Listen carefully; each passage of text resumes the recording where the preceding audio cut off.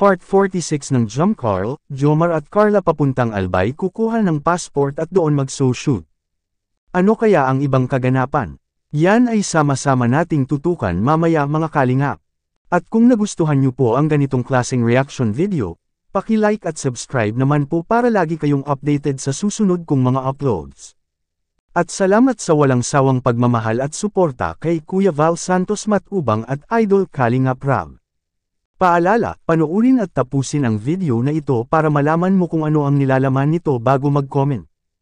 Ngayon balik tayo sa topic, pag-usapan muna natin ang mga plano ni Jomar at Carla noong sa Palawan po sila. Habang nag-uusap sila at naghihintay sa napakagandang sunset ever habang nagmomotor po sila. Kaya maraming nagmamahal kay Carla, dahil sa kanyang kabaitan. At dito nahuhulog ang loob ni Idol Jomar mga kalingap. Simula nang ito'y inaamin ang kanilang nararamdaman, marami ng mga sponsors ang nagsidatingan para matulungan si Carla. Siyempre natapos na rin ang pabahay ni Carla, dahil yan sa inyong tulong mga kalingap, lalong-lalo na po ang ating mga magigiting na OFW na laging nandyan, na walang ibang hinihintay ang Jump Carl serye lamang mga kalingap. Ngayon balik tayo sa topic, Jump Carl update sa part 46 ay, maganda ang balita ngayon, dahil si Carla ay sasamahan ni Idol Jomar Albay at para magkuha ng pasaporte. Hala, saan kaya ang punta ni Carla? Sasama na kaya siya sa susunod ng lipad ng kalingap? Abangan natin yan, nakaka-excited na mga kalingap. At ano kaya ang kaganapan sa kanilang shooting?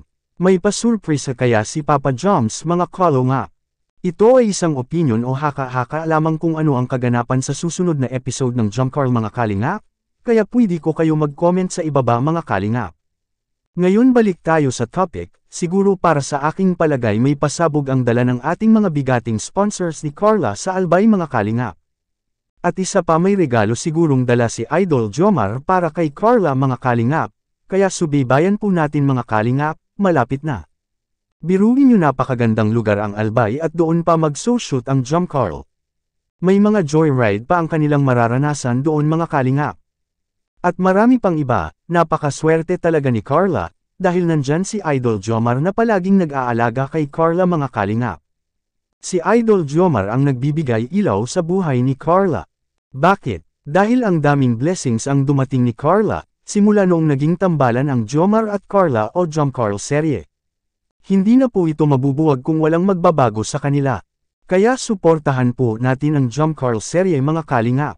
Ito ay isang reaction lamang kaya pwede po kayo mag-comment sa ibaba mga kalingap, at suportahan po natin palagi si Idol Rab sa kanyang mga vlog, dahil dito kinukuha ang mga gastusin tulad ng pabahay, allowance beneficiaries, sahod sa staff, pagkain at groceries at iba pa, at kung bago pa po kayo sa aking munting channel, paki-like at subscribe at i-on ang notification bell for more updates.